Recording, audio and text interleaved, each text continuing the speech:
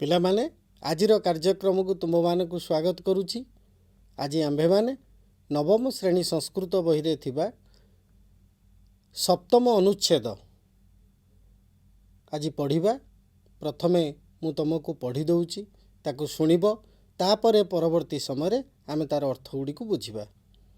ଅସ୍ମାନ ପରିତଃ ଯତ୍ ଅସ୍ତି ତଦେବ ପରିବେଶଃ ବିଶେଷତଃ ଅରଣ୍ୟ ଜଳ ପବନ ପ୍ରଭୃତୟଃ ପ୍ରାକୃତିକ ପରିବେଶस्य ମୂଳମ୍।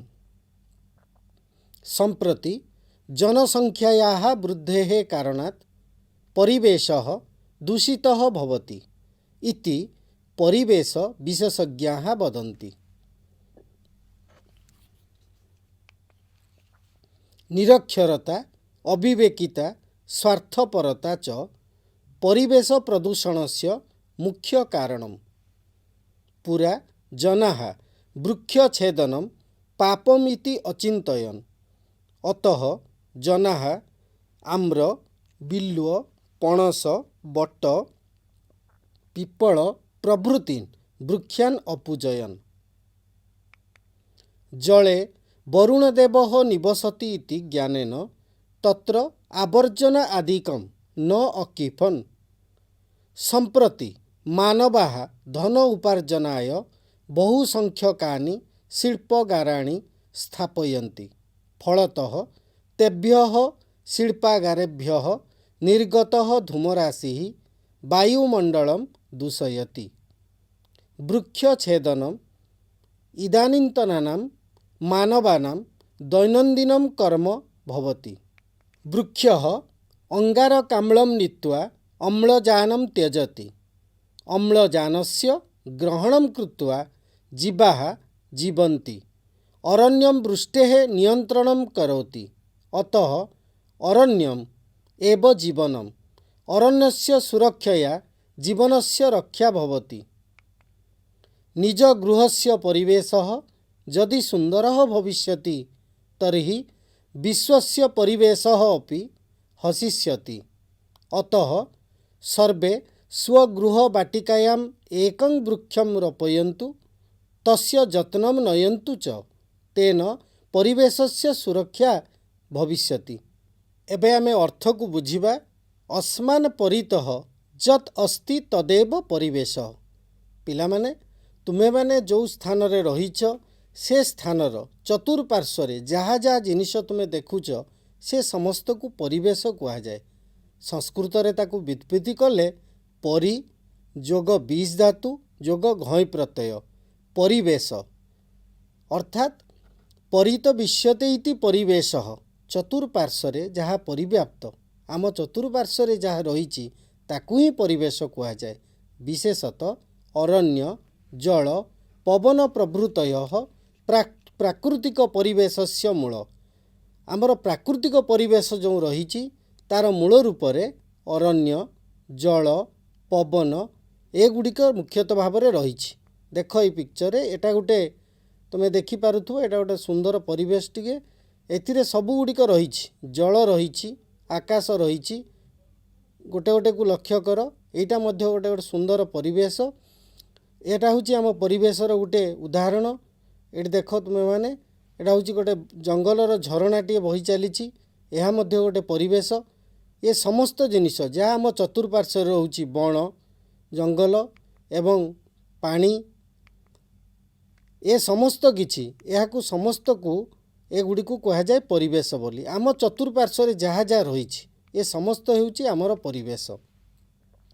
सम्प्रति जनसंख्यायाः वृद्धेः कारणात् परिवेशः दूषित भवति इति परिवेश विशेषज्ञाः वदन्ति।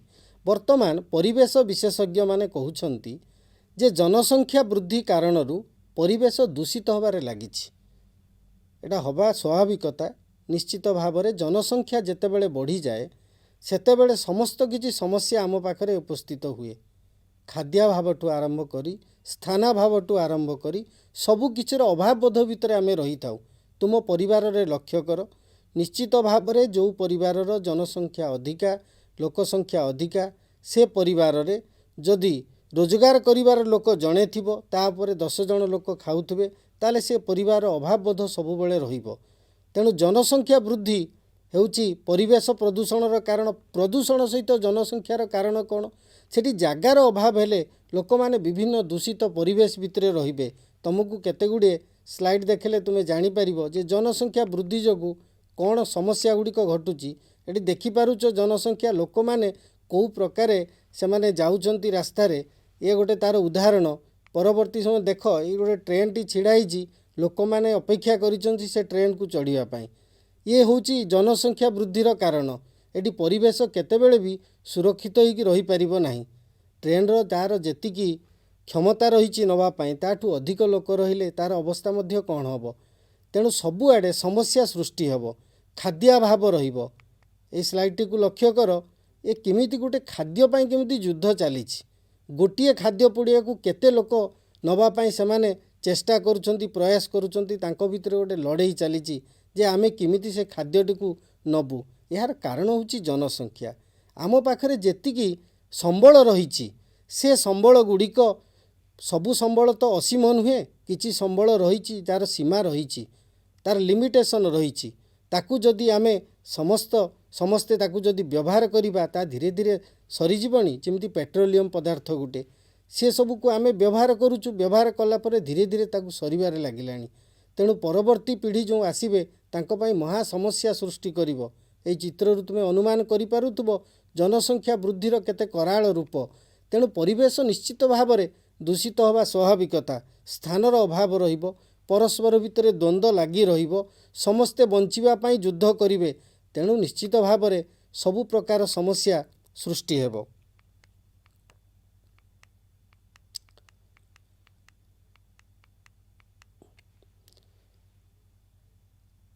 तेणु जनसंख्या वृद्धि कारणात् परिवेश दूषित भवति इति परिवेश विशेषज्ञाः वदन्ति।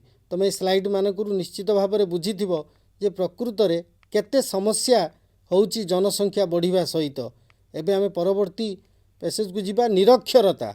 निरक्षरता, अविवेकिता, स्वार्थपरता च परिवेश प्रदूषण से मुख्य कारण। तेबे मुख्य कारण कौन? जनसंख्या बढ़िले मध्य जदि आम भितर निरक्षरता रहिला। निरक्षरता अर्थ कौन? जेटा कहूँ आमे इलिटरेट जार कहूँ अर्थात पाठ पढ़ी नथिबा। अक्षर ज्ञान जार नथिबो ताकू निरक्षर बोली कहा जाए। पाठ न पढ़ी ज्ञान नथिले बुझी पारिबे नहीं। परिवेश को दूषित कले आमर परिस्थितिटा कौन हम, आमर भविष्यत वंशधरकर कौन क्षति हम, ए ज्ञान तांको पाखरे नथिबो। ठीक सेमिति अविवेकिता। आमे जेतेबेले गछटे लगाउचु बा गछटे लगेइबा तो बहुत भल कथा। गछटा काटिला बेले आमे विवेक शून्य भाव में काटी दउचु, स्वार्थपर भाव में काटी दउचु। तेणु आम भितर स्वार्थपरता मध्य रही। निजे बंचीगले केते कथा किंतु परवर्ती भविष्यत वंशधर कथा केतेबेले आमे चिंता करूना। तुमे पिला माने छोट बेले भी गोटे गपटे पढ़िथिबो। जड़े वृद्ध लोक सेतेबेले खरा बेल बहुत जोरे खरा होईची। बुढ़ा जनक कौन करुचंती ना तांको बगीचारे किछि गछ लगाउचंती। से जड़े युवकटी से पटे देखी जाउतले। कहले मौसा ए खरा बेले तुमे कौन करूच? एते कष्ट करी काई गछ लगाउच? तुमे तो अल्प दिन बंचीबो ना। तुमे गछरे कौन फल फळले तुमे खाइबो? से तांको बुझेइथिले ना रे बापा मो पई मु करूनी। किए लगेइथिला गछ ताकू मु खाइछि। आ मु जदि गछ न लगेबी ताले तुमे माने बा तमर परवर्ती वंशधर सी खाइबे कौन? ताले ये होउची जे भविष्यत पाई चिंता करिवार व्यक्ति विषय। किंतु आमे स्वार्थपर हो जाउछु। आमे कहूचु आमे निजे बंचीगले केते कथा किंतु आमे भविष्यत कथा केतेबेले चिंता करूना। तेणु से वृद्ध जनक भविष्यत कथा चिंता करुचंती। मु आज जो गछटा लगे दी जाउची परवर्ती पीढ़ी आसिले से ताकू भोग करिवे। सेमाने सेतुरु शिक्षा करिवे। मो जेजे बापा ए गछटा लगे दी जाइथिले आमे फल खाउचु। आमे मध्य किछि गछ लगेइबा जा फल रे हमर परवर्ती जो पीढ़ी आसिबे सेमाने ताकू भोग करिवे। तेणु एही प्रकार ज्ञान लोक मानक मध्य रहू नाही। स्वार्थपरता बढ़ी जाइछि। निज स्वार्थ प्रति समस्ते व्यतिव्यस्त होउचंदी। निजर केमिति भल सेमाने देखिबे किंतु निजे भल रहिले हबनी। निजे भल रहिबा सहित तुमे जेमिति तुम घर रहीच तुम घर परिवेशटा खाली सफा करदेले हबनी। तुम चतुर्पार्श्वर जदि अलिया आवर्जना परिपूर्ण होता है ताहले तुम घर रहिले तार किछि फरक पड़िबो नाही। तेणु परिवेश प्रदूषण से एगुड़िक होउची मुख्य कारण। निरक्षरता, अविवेकिता एवं स्वार्थपरता ए तीनोटी होउची मुख्य कारण। ए तीनोटी कारण को जदि आमे निश्चित भाव में जदि सब लोक माने शिक्षित हेबे, लोक मानक भितर विवेक शून्यता विवेक आसीबो, विवेक ଚେତନା ଶକ୍ତି ବଢ଼ିବ, ସ୍ୱାର୍ଥପରତା କମିଯିବ, ଅନ୍ୟମାନଙ୍କ ପାଇଁ ଚିନ୍ତା କରିବେ, ତାହେଲେ ବୋଧହୁଏ ଏ ସମସ୍ୟାଟା ଏତେ ଆଗକୁ ଯିବ ନାହିଁ। ପୁରା ଜନାହା ବୃକ୍ଷ ଛେଦନଂ ପାପମ୍ ଇତି ଅଚିନ୍ତୟନ୍। ପୂର୍ବ କାଳରେ ଲୋକମାନେ ଗଛ କାଟିବାଟାକୁ ପାପ ବୋଲି କହୁଥିଲେ। ଇଏ ହେଉଛି ଭାରତୀୟ ସଂସ୍କୃତି, ଇଏ ମହାନ ସଂସ୍କୃତି। ଏଠି ଗଛକୁ ପୂଜା କରନ୍ତି, ଏଠି ପାହାଡ଼କୁ ପୂଜା କରନ୍ତି, ଏଠି ପର୍ବତକୁ ପୂଜା କରନ୍ତି, ନଦୀକୁ ମା ବୋଲି କହନ୍ତି। ଇଏ ହେଉଛି ଭାରତୀୟ ପରମ୍ପରାର ସଂସ୍କୃତି। ଆମର ପୂର୍ବଜମାନେ, ଆମର ମୁନି ଋଷିମାନେ ଏ ଶିକ୍ଷା ଆମକୁ ଦେଇଯାଇଛନ୍ତି। ଗଙ୍ଗାକୁ ମା ବୋଲି ଆମେ କହୁଛୁ, ଯମୁନାକୁ ପୂଜା କରୁଛୁ, ଗୋବର୍ଦ୍ଧନ ପର୍ବତକୁ ପୂଜା କରୁଛୁ, ଗଛକୁ ପୂଜା କରୁଛୁ। ତାର ଅର୍ଥ କ'ଣ? ଯାହାକୁ ପୂଜା କରୁଛେ ତାକୁ କେବେ କାଟିବା ନାହିଁ। ଏ ଶିକ୍ଷା ଆମର ମୁନି ଋଷିମାନେ ଦେଇଯାଇଛନ୍ତି। କିନ୍ତୁ ଆଜିର ପିଢ଼ି ସେ ଜ୍ଞାନ ସେମାନେ ଜାଣିପାରୁନାହାନ୍ତି। ନିଶ୍ଚିତ ଭାବରେ ସେ ଜ୍ଞାନ ଯଦି ଆମ ଭିତରେ ରହିବ ତାହେଲେ ଆମେ ଗଛ କାଟିବା ନାହିଁ। ଯେଉଁ ଗଛକୁ ପୂଜା କରୁଛେ ତାକୁ କେବେ ଆମେ କାଟିବା ନାହିଁ। ଗଛ ଯେ ଆମର କେତେ ଉପକାର କରୁଛି ତାହାର କୌଣସି ତୁଳନା କରିହେବ ନାହିଁ। ତେଣୁ ଲୋକମାନେ ପୂର୍ବ କାଳରେ ଆମ୍ବ, ବେଲ, ପଣସ, ବଟବୃକ୍ଷ ଏବଂ ଅଶ୍ୱତ୍ଥ ବୃକ୍ଷକୁ ସେମାନେ ପୂଜା କରୁଥିଲେ। ଦେଖ, ଇଏ ହେଉଛି ଆମ୍ବ ଗଛ। ସେତେବେଳେ ଆମ୍ବ ଗଛକୁ ମଧ୍ୟ ଲୋକମାନେ ପୂଜା କରୁଥିଲେ। ଏଇଟା ହେଉଛି ବେଲଗଛ। ବେଲଗଛକୁ ତ ତୁମେମାନେ ଜାଣିଥିବ ନିଶ୍ଚିତ ଭାବରେ ପୂଜା ହୁଏ ବେଲଗଛକୁ। ବେଲପତ୍ର ମଧ୍ୟ ଶିବଙ୍କ ପାଖରେ ଲାଗେ। ଏଇଟା ପୂଜାର ସାମଗ୍ରୀ ଭାବରେ ବ୍ୟବହାର କରାଯାଏ। ପଣସ ଗଛକୁ ମଧ୍ୟ ପୂଜା କରୁଥିଲେ ଲୋକମାନେ। ବରଗଛକୁ ତୁମେ ଜାଣିଛ, ବରଗଛ ଏବଂ ଅଶ୍ୱତ୍ଥ ଗଛ, ଏ ଦୁଇଟି ଗଛ ଆଜି ମଧ୍ୟ ଲୋକମାନେ ପୂଜା କରୁଛନ୍ତି। ଏଇଟା ହେଉଛି ଅଶ୍ୱତ୍ଥ ଗଛ। ତେଣୁ ଲୋକମାନେ ବୃକ୍ଷକୁ ପୂଜା କଲେ ମଧ୍ୟ କିଛି ଅବିବେକୀ ଲୋକ ଅଛନ୍ତି, ଯେଉଁମାନେ ଗଛକୁ ଅମାନୁଷିକ ଭାବରେ କାଟି ଚାଲିଛନ୍ତି। ତାଙ୍କ ଭିତରେ ସେ ଜ୍ଞାନ କେତେବେଳେ ଆସୁନାହିଁ ଯେ ଆମେ ଗଛ ଗୁଡ଼ିକୁ କାଟିଦେଲେ ଆମର ଅବସ୍ଥାଟି କ'ଣ ହେବ। ଜଳେ ବରୁଣ ଦେବ ନିବସତି ଇତି ଜ୍ଞାନେନ ତତ୍ର ଆବର୍ଜନା ଆଦିକମ୍ ନ ଅକ୍ଷିପତ। ଜଳରେ ବରୁଣ ଦେବ ବାସ କରୁଛନ୍ତି ବୋଲି ଏଇ ଜ୍ଞାନ ଜଳରେ ବରୁଣଦେବ ବାସ କରୁଛନ୍ତି, ଜଣେ ଠାକୁର ବାସ କରୁଛନ୍ତି। ଏ ଜ୍ଞାନ ପୂର୍ବରୁ ଲୋକମାନଙ୍କ ଭିତରେ ଥିଲା।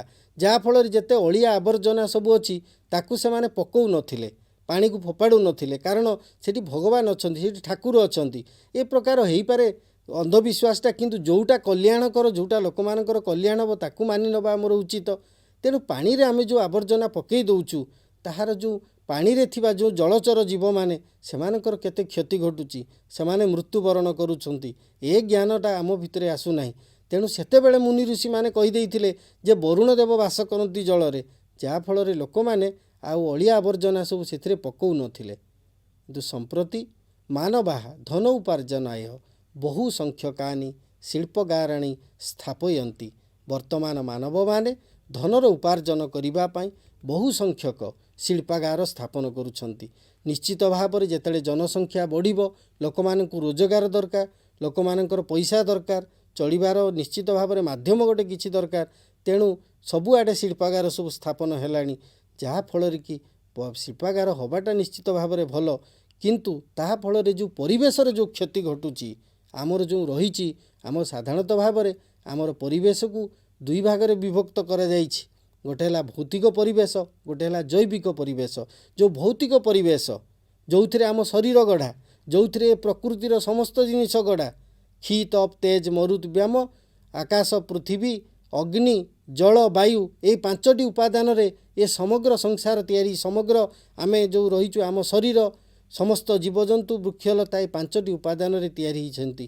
ସେଇଥିପାଇଁ ତୁମମାନେ ପିଲାମାନେ ଦେଖିଥିବ ଯେ କୌଣସି ପଶୁଟେ ମରିଗଲା, ମଣିଷଟେ ମରିଗଲା କିମ୍ବା ଗଛଟେ ଧୀରେ ଧୀରେ ମାଟିରେ ମିଶିଯାଏ। କାରଣ ସେ ମାଟିର ଗୋଟେ ଉପାଦାନ, ତା ଭିତରେ ସେ ସୃଷ୍ଟି ହେଇଛି। ତେଣୁ ସେଇଥିରେ ହିଁ ସେ ମିଶି ଯାଉଛି। ସେଇଥିପାଇଁ ଯେତେବେଳେ ଆମେ ତା ଉପରେ ଅତ୍ୟାଚାର କରିବା, ସେତେବେଳେ ସେଗୁଡ଼ିକ ନିଶ୍ଚିତ ଭାବରେ ତାର ଆଉ ସନ୍ତୁଳନ ରହିବନି, ବିଭିନ୍ନ ପ୍ରକାର ସମସ୍ୟା ଆସି ତିଆରି ହେବ। ତେଣୁ ଧନ ଉପାର୍ଜନ ପାଇଁ ସିନା ଆମେ ଶିଳ୍ପଗାର ତିଆରି କରିଦେଉଛୁ। ଯେଉଁ ପ୍ରାକୃତିକ ପରିବେଶ ରହିଲା, ଯେଉଁ ପରିବେଶ ରହିଲା, ଯାହାକୁ ଭୌତିକ ପରିବେଶ ରହିଲା, ସେଗୁଡ଼ିକ ଭିତରେ ଅସନ୍ତୁଳନ ଆସିଯାଉଛି। ଫଳତଃ ତେଭ୍ୟ ଶିଳ୍ପଗାରେଭ୍ୟ ନିର୍ଗତ ଧୂମରାଶି ବାୟୁମଣ୍ଡଳମ୍ ଦୂଷୟତି। ଯାହାଫଳରେ କି ସେଇ ଯେଉଁ ଶିଳ୍ପଗାର ଆମେ ସ୍ଥାପନ କଲେ, ସେଥିରୁ ଯେଉଁ ଧୂଆଁ ଗୁଡ଼ିକ ବାହାରୁଛି ବାୟୁମଣ୍ଡଳକୁ ଦୂଷିତ କରୁଛି। ଧୂଆଁ ତ ଆଉ କୁଆଡ଼େ ଚାଲିଯିବନି, ବାୟୁମଣ୍ଡଳକୁ ଗଲା, ବାୟୁ ଦୂଷିତ ହେଲା। ବାୟୁ ଦୂଷିତ ହେଲେ ବିଭିନ୍ନ ପ୍ରକାର ରୋଗର ଆମେ ଶିକାର ହେଉଛୁ। ତୁମେ ପିଲାମାନେ ଲକ୍ଷ୍ୟ କରିଥିବ, ଯେତେବେଳେ ଇଣ୍ଡଷ୍ଟ୍ରିଜ୍ ବନ୍ଦ ହୋଇଯାଇଥିଲା, ଶିଳ୍ପାଗାର ବନ୍ଦ ହେଇଯାଇଥିଲା ଏ ବାୟୁମଣ୍ଡଳ କେତେ ନିର୍ମଳ ହେଇଯାଇଥିଲା। କେତେ ଗାଡ଼ି ଚାଲିଛି, କେତେ ଗାଡ଼ି ମଟର ଚାଲିଛି, ସବୁଥିରୁ ଧୂଆଁ ବାହାରୁଛି, ଶିଳ୍ପଗାରରୁ ଧୂଆଁ ବାହାରୁଛି, ବାୟୁମଣ୍ଡଳ ପୁରା ଦୂଷିତ ହେଇ ରହୁଛି, ବିଭିନ୍ନ ପ୍ରକାର ରୋଗର ଆମେ ଶିକାର ହେଉଛୁ। ତଥାପି ଆମେ ଆଗକୁ ଚାଲିଛୁ। ପ୍ରକୃତିର କଥା ଆମେ ଥରେ ବି ଶୁଣିବାକୁ ଚାହୁଁନୁ। ପ୍ରକୃତି ଉପରେ ଅତ୍ୟାଚାର କରି ଚାଲିଛୁ। ତେଣୁ ଏଇ ଯେଉଁ ପ୍ରକୃତିର ତା'ର ଅସନ୍ତୁଲ୍ୟତା ଯେତେବେଳେ ଆସିଯିବ, ସେଇଟା ସନ୍ତୁଳନ ଯେତେବେଳେ ହରେଇ ପଡ଼ିବ, ଏଇଟା ଆମ ସମସ୍ତଙ୍କ ପାଇଁ ଗୋଟେ ବିପଦ ଛିଡ଼ା ହେବ। ଏକଥା ଗ୍ଲୋବାଲ୍ ୱାର୍ମିଂ ଏଇ ଅଳ୍ପ ଦିନ ତଳେ ତୁମେ ପିଲାମାନେ ଜାଣିଥିବ ଉତ୍ତରାଖଣ୍ଡରେ କେମିତି ଗ୍ଲେସିୟର ତରଳି କେମିତି ଜନବସତିକୁ ମାଡ଼ି ଆସିଲାଣି ପାଣି, ଯାହା ନିଶ୍ଚିତ ଭାବରେ ଏଇଟା ହେଉଛି ଗ୍ଲୋବାଲ୍ ୱାର୍ମିଂର ଏଇଟା ହେଉଛି ସଙ୍କେତ।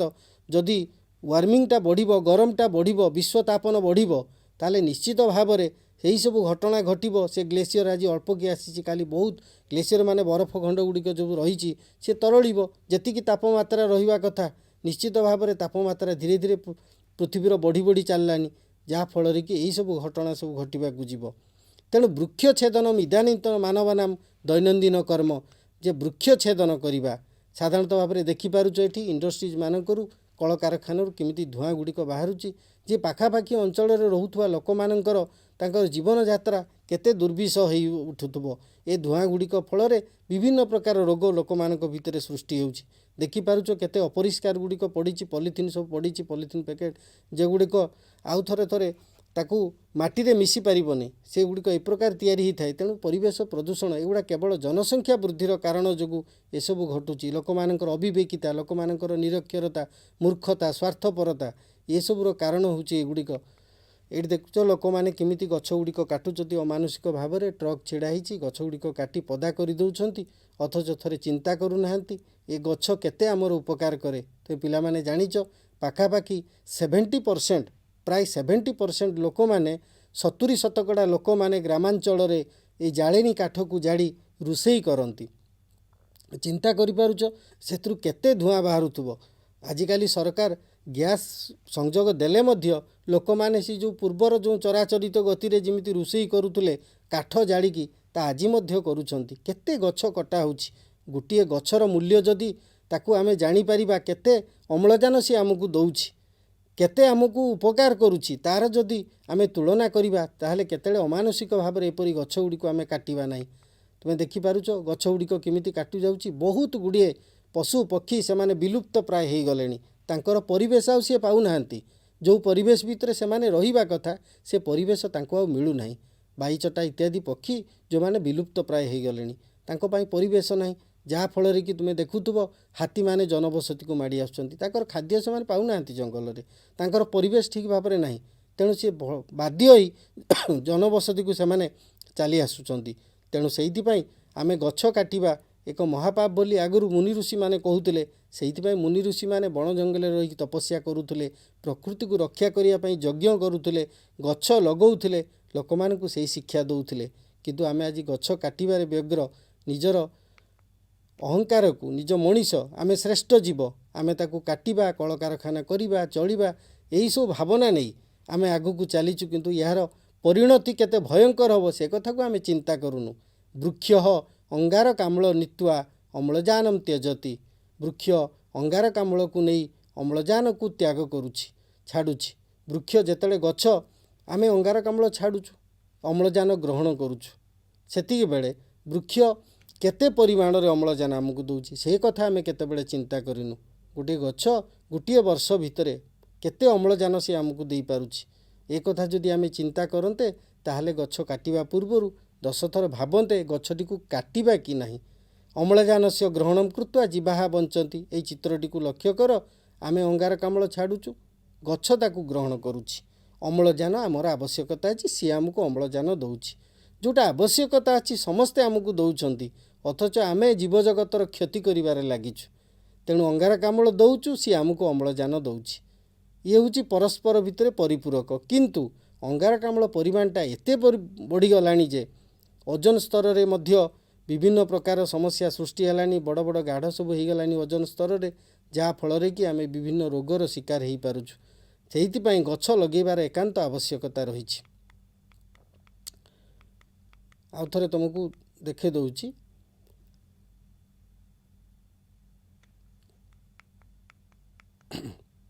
ଏଠି ଦେଖିପାରୁଛ ଯେଉଁ ଗଛ ଗୁଡ଼ିକ କଟା ହେଇଛି, ଏଇଠି ଯେଉଁ ପକ୍ଷୀ ଗୁଡ଼ିକ ଝୁଲୁଛନ୍ତି ଏମାନେ ସବୁ ଆଉ ରାହା ପାଉନାହାନ୍ତି। ଯେତେବେଳେ ଗଛଟା କାଟିଗଲା ପରେ ଏଇ ପକ୍ଷୀମାନଙ୍କର ଅବସ୍ଥା କ'ଣ ହେବ? ସେମାନେ ମଧ୍ୟ ଆଉ ତାଙ୍କର ବାସହରା ହେଇ ପଶିବେ, ଯାହାଫଳରେ କି ତାଙ୍କର ବଂଶ ମଧ୍ୟ ବିଲୁପ୍ତ ପ୍ରାୟ ହେଇଯିବ। ତେଣୁ ଗଛ ଯେ କେତେ ଉପକାର କରୁଛି ସେ ଧାରଣାଟା ଆମେ ନିଶ୍ଚିତ ଭାବରେ ନେବା ଦରକାର। ଅରଣ୍ୟମ୍ ବୃଷ୍ଟିଃ ନିୟନ୍ତ୍ରଣମ୍ କରତି। ଅରଣ୍ୟ ବୃଷ୍ଟିର ନିୟନ୍ତ୍ରଣ କରୁଛି। ଯେତେବେଳେ ବର୍ଷା, ଆଜି ଆମେ ବର୍ଷା ଠିକ୍ ସମୟରେ ହେଉନି। ଆମେ ସାଧାରଣତଃ ଭାବରେ ଦୁଇଟି ଋତୁକୁ ଅନୁଭବ କରୁଛୁ। ଗ୍ରୀଷ୍ମ ଋତୁ ପ୍ରାୟତଃ ରହୁଛି ଏବଂ ବର୍ଷା ଅଳ୍ପ ସମୟ ପାଇଁ ହେଉଛି। ଶୀତ ପ୍ରାୟ ହେଉନାହିଁ, ବହୁତ କମ୍ ହେଉଛି ଶୀତ। ତେଣୁକରି ଅରଣ୍ୟ ବୃଷ୍ଟିଃ ନିୟନ୍ତ୍ରଣ କରତି। ତୁମେ ଜାଣିଛ, ଭୂଗୋଳରେ ପଢ଼ିଥିବ ଯେ ଯେଉଁ ଅଞ୍ଚଳରେ ଯେତେ ବେଶୀ ଗଛ ଥିବ ସେ ଅଞ୍ଚଳରେ ଅଧିକ ବୃଷ୍ଟିପାତ ହେବ। ଯେମିତି ଆମାଜନ ଉପତ୍ୟକାରେ ବହୁତ ବର୍ଷା ହୁଏ, କାରଣ ବହୁତ ବଡ଼ ବଡ଼ ଗଛ ସେଠି ଅଛି। ସେ ଜଙ୍ଗଲରେ ବହୁତ ଗଛ ରହିଛି, ଯେଉଁଥିପାଇଁ ବହୁତ ବର୍ଷା ହୁଏ। ଅତଃ ଅରଣ୍ୟମ୍ ଏବ ଜୀବନମ୍। ତେଣୁ ଅରଣ୍ୟ, ଏ ଗଛ ହେଉଛି ଆମର ଜୀବନ। ଅରଣ୍ୟକୁ ଯଦି ଅରଣ୍ୟସ୍ୟ ସୁରକ୍ଷୟା ଜୀବନସ୍ୟ ରକ୍ଷା ଭବତି। ଯଦି ଅରଣ୍ୟକୁ ଆମେ ସୁରକ୍ଷା ନ ଦେବା ତାହେଲେ ଜୀବନ କେବେ ରକ୍ଷା ହେଇପାରିବ ନାହିଁ। ତେଣୁକରି ଆମେ କ'ଣ କରିବା ଉଚିତ? ଏଥିପାଇଁ ଆମେ କ'ଣ କଲେ ଆମେ ପରିବେଶକୁ ସୁରକ୍ଷିତ ରଖିପାରିବା? ସେଥିପାଇଁ ନିଜ ଗୃହସ୍ୟ ପରିବେଶଃ ଯଦି ସୁନ୍ଦର ଭବିଷ୍ୟତି ତର୍ହି ବିଶ୍ୱସ୍ୟ ପରିବେଶଃ ଅପି ହସିଷ୍ୟତି। ପିଲାମାନେ, ତୁମେ ଯେଉଁ ଘରେ ରହିଛ, ତୁମେ ଯେଉଁ ଘରେ ବାସ କରୁଛ, ସେ ଘରର ପରିବେଶଟାକୁ ଆମେ ଆଗ ପ୍ରଥମେ ସୁନ୍ଦର କରିବା। ଆଗ ନିଜକୁ ଠିକ୍ କରିବା। ତମକୁ ଦେଖି ତମ ପଡ଼ୋଶୀ ଠିକ୍ ହେବ, ତମ ପଡ଼ୋଶୀକୁ ଦେଖି ତା ପଡ଼ୋଶୀ ଠିକ୍ ହେବ। ଏହିପରି ବିଶ୍ୱର ପରିବର୍ତ୍ତନ ଘଟେ। ଆମେ ଯଦି ଭାବିବା ସମସ୍ତେ ତ କରୁଛନ୍ତି, ଆମେ କାହିଁକି କରିବାକୁ ଯିବୁ, ସେମିତି ହେଲେ କେବେ ପରିବର୍ତ୍ତନ ଘଟେ ନାହିଁ। ଗୋଟେ ଗଳ୍ପ କହୁଛି ତୁମକୁ, ଶୁଣ ପିଲାମାନେ। ଗୋଟେ ସମୁଦ୍ର କୂଳରେ ଜଣେ ଋଷିଟେ ଚାଲିକି ଯାଉଥିଲେ। ଦେଖିଲେ ବହୁତ ଗୁଡ଼ିଏ, ଯେତେବେଳେ ଜୁଆରଟେ ଆସିଛି ବହୁତ ଗୁଡ଼ିଏ କଙ୍କଡ଼ା ପଳେଇ ଆସିଛି ଏବଂ ଯେତେବେଳେ ଜୁଆର ଛାଡ଼ି ଯାଇଛି ସେଗୁଡ଼ିକ ଆଉ ଯାଇପାରୁନି, ଛଟପଟ ହେଉଛନ୍ତି କେମିତି ଯିବେ। ଋଷି କ'ଣ କରୁଛନ୍ତି ନା ସେ କଙ୍କଡ଼ା ଗୁଡ଼ାକୁ ଧରିକି ପାଣିକି ଫୋପାଡ଼ୁଛନ୍ତି, କେତେବେଳେ କେତେବେଳେ କାମୁଡ଼ି ବି ଦେଉଛନ୍ତି। ଜଣେ ଆସି ପଚାରିଲେ, ଆପଣ କ'ଣ କେତେ, ଏଇ ତ ଲକ୍ଷ ଲକ୍ଷ କଙ୍କଡ଼ା ସବୁ ବୁଲୁଛନ୍ତି, ତ ଆପଣ କେତେ କଙ୍କଡ଼ାକୁ ଫୋପାଡ଼ିବେ? ସେ ହସି ଦେଇ କହିଲେ, ଆରେ ମୁଁ ଯେତିକି ପାରିବି ସେତିକି ତ ବଞ୍ଚିଯିବେ। ଏଇ ଭାବନା ଯଦି ଆମ ଭିତରେ ଆସିବ, ଯଦି ଆମେ ଜଣେ ଜଣେ କରି ଏହାର ନେତୃତ୍ୱ ନେଇପାରିବା ଆମ ପରିବେଶକୁ ବଞ୍ଚାଇବା ପାଇଁ। ବିଶେଷ କରି ଆଜିକାଲି ପିଲାମାନେ ଏହାର ଭଲ ନେତୃତ୍ୱ ନେଉଛନ୍ତି। ବିଶ୍ୱରେ ବହୁତ ଗୁଡ଼ିଏ ପିଲା ପରିବେଶକୁ ସୁରକ୍ଷା ଦେବା ପାଇଁ ସେମାନେ ଅଣ୍ଟା ଭିଡ଼ି ବାହାରିଛନ୍ତି। ଆମେ ମଧ୍ୟ ନିଜ ଘରର ପରିବେଶଟାକୁ ପ୍ରଥମେ ସୁନ୍ଦର କରିବା, ତେଲେ ଯାଇକି ବିଶ୍ୱର ପରିବେଶ ମଧ୍ୟ ହସି ଉଠିବ। ତାହେଲେ କ'ଣ କରିବା ନା ସର୍ବେ ସ୍ୱଗୃହ ବାଟିକାୟାମ୍ ଏକଂ ବୃକ୍ଷମ୍ ରୋପୟନ୍ତୁ। ପ୍ରଥମେ ନିଜେ ଗଛ ଲଗେଇବା, ଗଛ ବିଷୟରେ ଲୋକଙ୍କୁ ବୁଝେଇବା, ଗଛ କେମିତି ଯତ୍ନ ନିଆଯାଏ ତାକୁ ବୁଝେଇବା। ତେଲେ ଯାଇକି ଆମେ ଗଛର ମାହାତ୍ମ୍ୟକୁ ଜାଣିପାରିବା। ଗଛର ପ୍ରକୃତରେ ଗଛଟା କେତେ ଉପକାର କରୁଛି ଆମକୁ। ଫୁଲ ଦେଉଛି, ଫଳ ଦେଉଛି, ଅମ୍ଳଜାନ ଦେଉଛି, ସବୁ ପ୍ରକାର। ତୁମେ ତ ଛୋଟବେଳେ ସେଇ ଗପଟା ମଧ୍ୟ ପଢ଼ିଥିବ, ଯେଉଁ ଲୋକଟା ଗଛ ପାଖରେ ବସିକି କାନ୍ଦୁଥିଲା। ଗଛଟି ଆସି ପଚାରିଲା, ଭାଇ ତୁମେ କାନ୍ଦୁଛ କାହିଁକି? ନା ମୋ ଭାରି ଦୁଃଖ, ମୋତେ ଭୋକ ଲାଗିଲାଣି, ମୋର କିଛି ଖାଇବାକୁ ନାହିଁ। ଆପେ ଆପେ ଗଛଟା ନଇଁ ଆସିଲା, ତା ଡାଳରେ ଥିବା ଫଳ ଗୁଡ଼ିକ ମାନବ ଖାଇଲା ଏବଂ ଆନନ୍ଦିତ ହେଲା। ତାପରେ କିଛି ଦିନ ପରେ ଆସିକି ପୁଣି କାନ୍ଦିଲା, କହିଲା, ଭାଇ ମୁଁ କ'ଣ, ତୁମେ କାହିଁ କାନ୍ଦୁଛ ଆଜି? ତୁମେ ତ ଫଳ ଖାଇଲ, ପେଟ ତ ପୁରିଗଲା। ନା ମୁଁ କ'ଣ କରିବି, ମୁଁ ଚଳିବି କେମିତି? ଗଛ ପୁଣି କ'ଣ କହିଲା, ମୋର ଡାଳକୁ କାଟି ନେଇଯା, ମୋ ଡାଳକୁ କାଟିକି ତୁ ବିକ୍ରି କରିଦେବୁ ଏବଂ ସେଥିରେ ଚଳିବୁ। ସେ ଡାଳ କାଟିଲା, ବିକ୍ରି କଲା ଏବଂ ତାପରେ କିଛି ଦିନ ପରେ କ'ଣ କହିଲା, ମୋର ତ ସବୁ ସରିଗଲା, ମୁଁ କ'ଣ କରିବି? ମୋର ପାଖରେ ଆଉ ତ ପଇସା ନାହିଁ। ତାହେଲେ କ'ଣ କରିବି? ମୋର ଗୋଟେ ଡଙ୍ଗା ତିଆରି କରିବାର ଥିଲା। ଯଦି ତୁମେ ଟିକେ ସାହାଯ୍ୟ କରନ୍ତ ତାହେଲେ ଡଙ୍ଗାଟିଏ ମୁଁ ତିଆରି କରନ୍ତି, ଯେଉଁଥିରେ ମୁଁ ରୋଜଗାର କରି ମୋର ପରିବାର ପ୍ରତିପୋଷଣ କରିପାରନ୍ତି। ଗଛ ଅତି ନିଷ୍ଠାପର ଭାବରେ ସେ କହିଲା ଯେ ଠିକ୍ ଅଛି, ତୁମେ ମୋର ଗଣ୍ଡିଟାକୁ କାଟିନିଅ ଏବଂ ଡଙ୍ଗା ତିଆରି କର। ମାନବ ଗଣ୍ଡିଟାକୁ କାଟିନେଲା, ଡଙ୍ଗା ତିଆରି କଲା ଏବଂ ସେ ଡଙ୍ଗାରେ ସେ ରୋଜଗାର କଲା। କିନ୍ତୁ ଏମିତି ଦିନେ ଆସିଲା, ଡଙ୍ଗାଟା ପାଣିରେ ବୁଡ଼ିଗଲା। ଆସି କାନ୍ଦୁଥାଏ, ଶୀତ ଲାଗୁଥାଏ, କ'ଣ କରିବ? ଗଛକୁ କହୁଥାଏ, ମୁଁ ଗଛ ଭାଇ, ମୁଁ ଆଉ ବଞ୍ଚିବି କେମିତି? ମୋର ତ ଶୀତ ଲାଗୁଛି, ମୋର ବସ୍ତ୍ର ନାହିଁ। ଠିକ୍ ଅଛି, ମୋର ଯେଉଁ ଗଣ୍ଡି ମୂଳଟା ରହିଛି, ଗଣ୍ଡି ତ ଚାଲିଗଲା, ସେ ମୂଳଟାକୁ ତୁମେ ଗୋଟେ କାମ କର, ତାକୁ ନିଆଁ ଲଗେଇ ଦିଅ ମୋ ଶୀତ ପୁଅ। ଗୋଟେ ଗଛ ତା ଜୀବନ କାଳ ଭିତରେ ଏ ଗୋଟେ ପ୍ରତୀକାତ୍ମକ ଗଳ୍ପ ତୁମକୁ କୁହାଯାଇଛି ଯେ ପ୍ରତ୍ୟେକ କ୍ଷେତ୍ରରେ ସିଏ ଆମକୁ ସାହାଯ୍ୟ କରିପାରେ। ତାକୁ ଏମିତି କାଟିବା ଅମାନୁଷିକ ଭାବରେ ଆମର ଉଚିତ ନୁହେଁ।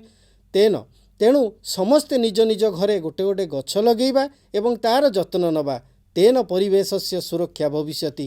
ଯାହାହେଲେ ଆମେ ପରିବେଶର ସୁରକ୍ଷା କରିପାରିବା। ପିଲାମାନେ ଏଥର ତ ବୁଝି ଯାଇଥିବ ବିଷୟଟିକୁ। ଏବେ ପ୍ରଶ୍ନ ଉତ୍ତର ଆଲୋଚନା କରିବା। କହ ପରିବେଶ ଭବତି। ପ୍ରଥମେ ପରିବେଶ କାହାକୁ କୁହାଯାଏ? ଆମ ଚାରିପାଖରେ ଯାହା ଅଛି ତାହା ହିଁ ପରିବେଶ। ଅସ୍ମାନ୍ ପରିତଃ ଯତ୍ अस्ति ତଦେବ ପରିବେଶ। ପ୍ରାକୃତିକ ପରିବେଶସ୍ୟ ମୂଳଂ କିମ୍? ପ୍ରାକୃତିକ ପରିବେଶର ମୂଳ କ'ଣ? ବିଶେଷ ଭାବରେ ଅରଣ୍ୟ, ଜଳ ଓ ପବନ ପ୍ରଭୃତି ପ୍ରାକୃତିକ ପରିବେଶର ମୂଳ ଅଟେ। ପରବର୍ତ୍ତୀ ପ୍ରଶ୍ନ, ବିଶ୍ୱସ୍ୟ ପରିବେଶଃ କେନ ପ୍ରକାରେଣ ହସିଷ୍ୟତି? ବିଶ୍ୱର ପରିବେଶ କିପରି ପ୍ରକାରେ, କେଉଁ ପ୍ରକାରେ ହସି ଉଠିବ? ନିଜ ଘରର ପରିବେଶ ଯଦି ସୁନ୍ଦର ହେବ ତେବେ ବିଶ୍ୱର ପରିବେଶ ମଧ୍ୟ ହସି ଉଠିବ। ବୃକ୍ଷଃ କିମ୍ ଗୃହୀତ୍ୱା ତ୍ୟଜତି? ଗଛ କ'ଣ ଗ୍ରହଣ କରି କ'ଣ ତ୍ୟାଗ କରେ? ବୃକ୍ଷ ଅଙ୍ଗାରକାମ୍ଳ ଗ୍ରହଣ କରି ଅମ୍ଳଜାନ ତ୍ୟାଗ କରେ। ଆଜି ତ ସମୟ ହେଇଗଲାଣି। ଆଜିର ଏହି ଅଧ୍ୟାୟକୁ ଆମେ ଏଇଠି ରଖିବା। ରହୁଛି, ଧନ୍ୟବାଦ।